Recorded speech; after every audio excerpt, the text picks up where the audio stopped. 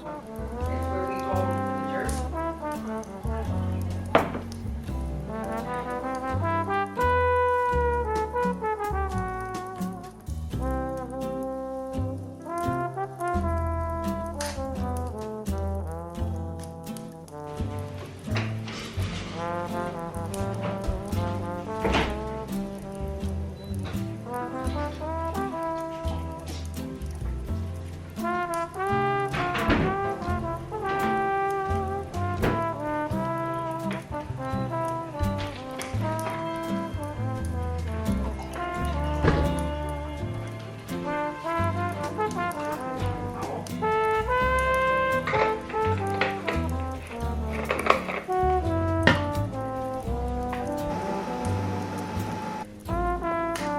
Just got ready for work. Just put on this black shirt and my hair up. I'm going to a party tonight, a Christmas party, holiday party, so I'm not gonna wear makeup this morning just so I can let my skin breathe, and then I'll do my makeup, and I'm getting a blowout after, so I'm just gonna do that later. And I just had my coffee in my cute little Christmas mug, since I have a very strong love for mugs. I don't know if anyone else is that way, but this is my weakness. I know others is like shoes or purses. Mine is mugs. So I have like 800 of them. But I keep yawning. I don't know if I slept that well. I was in bed kind of early, but I don't know if I like slept good because I feel a little tired. So that goes to show that you can sometimes sleep, but like not get your fullest, you know, sleep, even if you go to bed early. I think it's about like your REM sleep or whatever. Work on that. And I think looking at your phone does that. I think getting off your phone before bed and like reading like a book or something like will help, which I usually do, but sometimes I didn't, and I didn't do it last night, so that would explain it. So just a reminder to maybe not do that.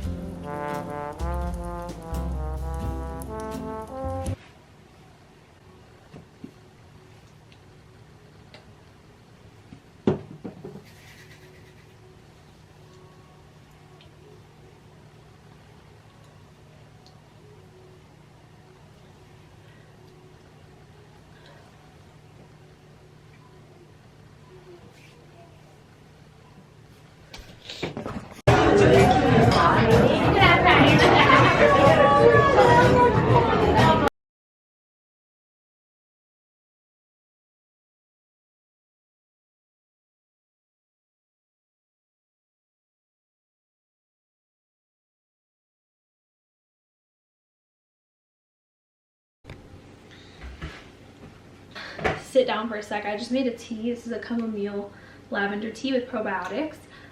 It's so good. But I just wanted to sit and talk to you guys for a sec. The past couple days, like I've had kind of like a rough past couple days. So I'm a Christian. I believe in Jesus, and so Jesus has really changed my life. So when I was growing up in high school, I was friends with all my friends. I played soccer, so I had a huge group of friends, and I just remember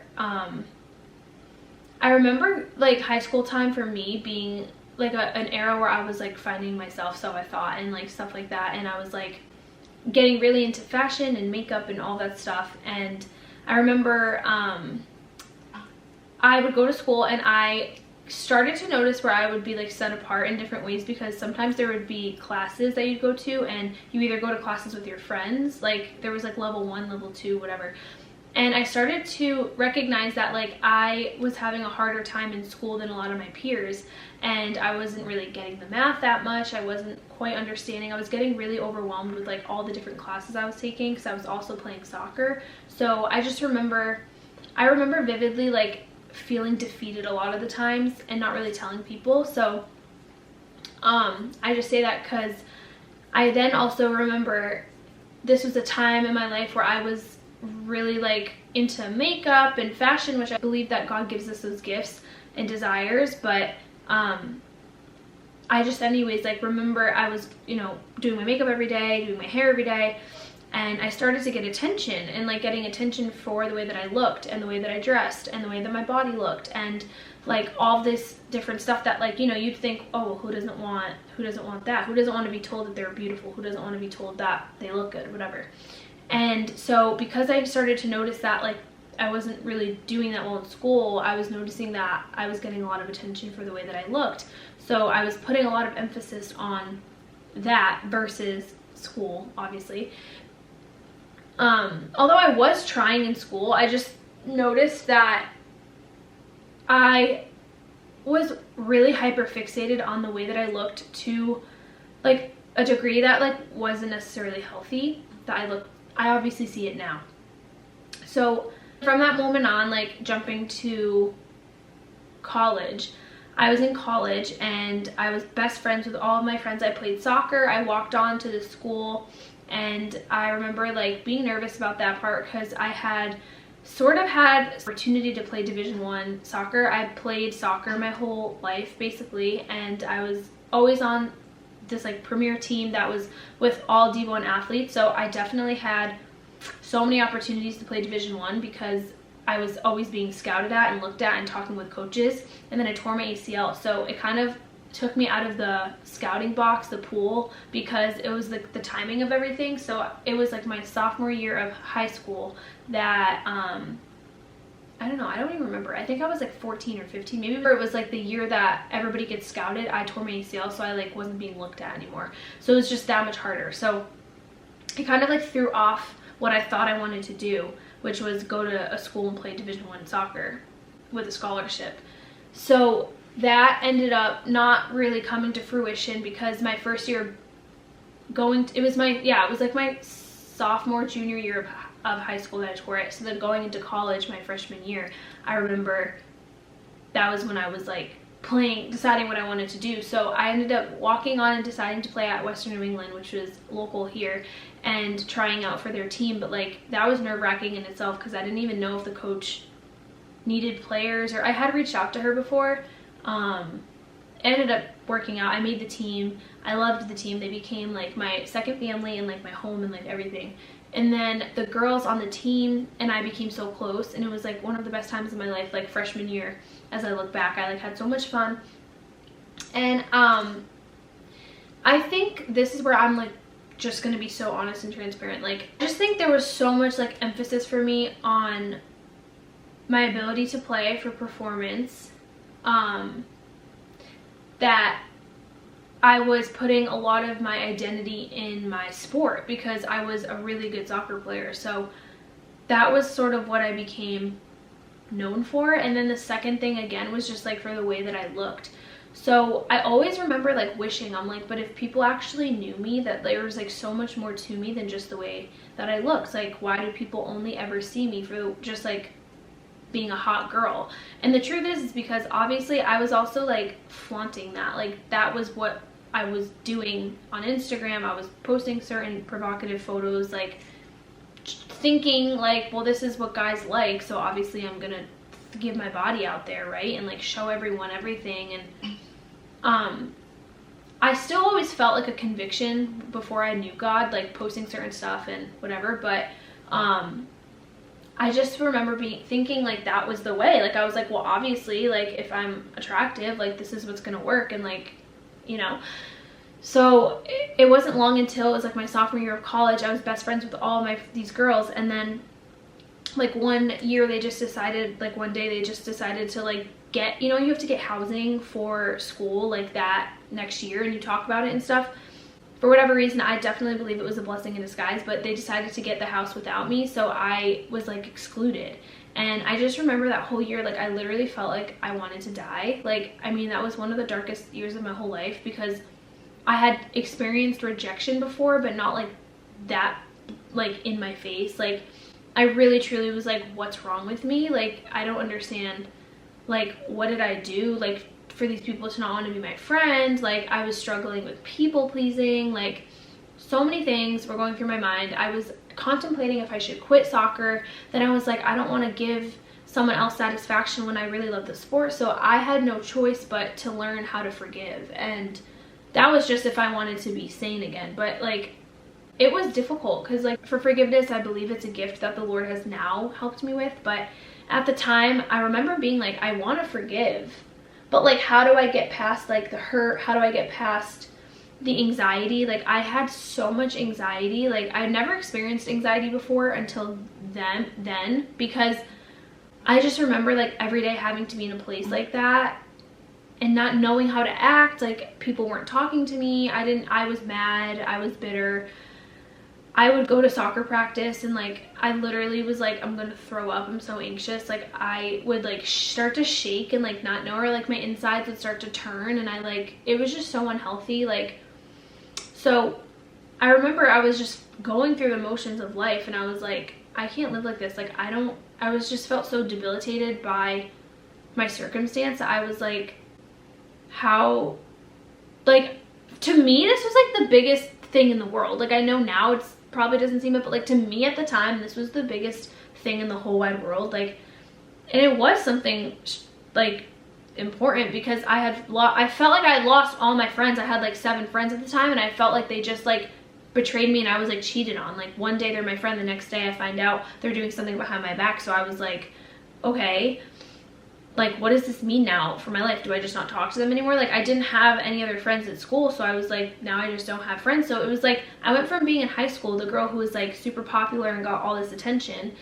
to the girl in school and college who was kind of like a loner and did a lot of things by herself and was very distant from people because of my circumstance. So I want to say, like, I know that there could be someone listening who's like in school or something, who's like been excluded, or you can even almost feel that people exclude you, like they almost keep you out of certain stuff or conversations or whatever. I think the biggest thing is like, sometimes people are obviously meant to be in our lives for a season and a reason, and they're not meant to be in our life forever. And then I also think that it's shaping you to be a leader. I think this is why I say, because like then from there, I remember I went to church because grandma had asked me, and I started to have a relationship with Jesus. And I just felt like at that time, I was like, oh my gosh, this is everything I've been searching for. Like, not even searching, but everything that like, God's gonna help me. Like, oh my gosh, I have someone to help me. Like, I don't have to do this by myself. And I finally didn't feel so alone. So that's where my relationship with Jesus started to become real. And it was the best decision of my whole life to live the way that Jesus does, because Jesus' ways are very counterintuitive to the world. So he, like, just the way that Jesus teaches, it's like he forgives very easily. He forgives everyone. He loves. It's just like, it was just like everything that I needed at that moment, because I was like, wow, I can actually learn how to forgive these people. And then he's helping me set myself free, and also like helping me find purpose of my life and why I'm even here. And then helping me with like, I don't have to show my body off. I don't have to be known just for that. So I was like, I don't want to be someone who is just like known for her beauty, because that's just super vain. Like, I want to show the world that there's so much more to me and my heart. And I feel like that's also why YouTube, like this YouTube channel, like I want it to be different, because I don't want it to be like everyone else where you just come on my page and like compare yourself and stuff. Like, I want it to be like very real and like whatever, even though that can be hard to share. But yeah, so I ended up like going to church, and like that really changed my life, and I learned to forgive, and it really helped me get through the rest of my semester. So I don't know who needs to hear this. I just felt like I was supposed to share that. Make sure that you know you're not alone. There's other people, and I truly believe that the things that are happening in your life are happening for you, not to you.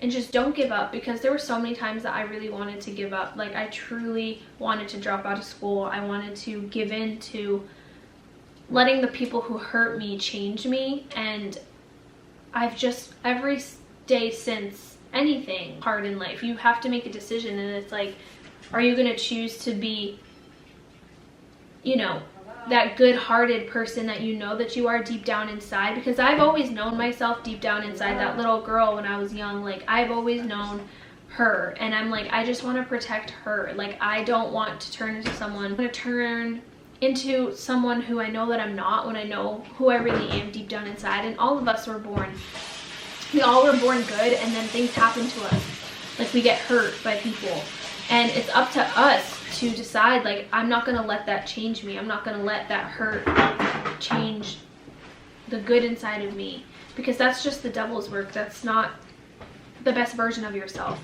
So I just want to encourage someone here, like if you've gone through something, or you know, if you feel like you're holding resentment towards people, and I know that that feeling sucks. It's like you feel you basically are in chains. It's so much easier to forgive them, and it's actually necessary to forgive. And I think forgiveness is such a gift, because I look at myself and how many times I've sinned against God, how many times I've wronged God and or people, or I've made mistakes, and I know I love when I get grace and I get mercy, and who am I to ever not forgive someone else?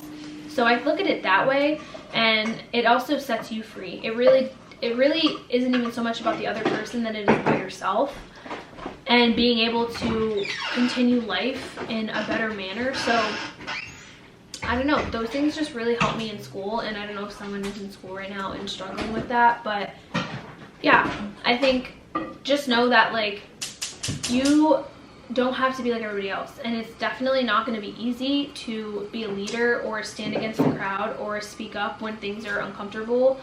That's kind of what I did, and I got pushed and shoved away by my friends, but at the end of the day, those people weren't meant to be my true friends, and now I have people who actually can celebrate me and love me for who I am. And don't be afraid to stand up to something that you know isn't right, or you know you don't stand for. That's being a true leader. And the only reason I could even do that in the first place is because I have a relationship with Jesus. So I spend time with him in the secret place, and I let him make me strong. And it's about dying to yourself. It's about not giving into your flesh. It's about not living for man. It says in the Bible that we shouldn't live for man, we should live for one.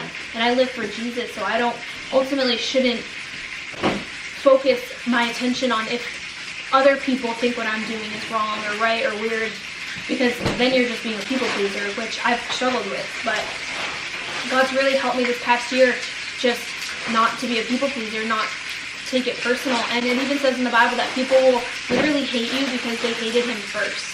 So it's not always so personal, and I know that hurts, but it is so much better being that way and living for God and letting him be proud of you and mold you than it is to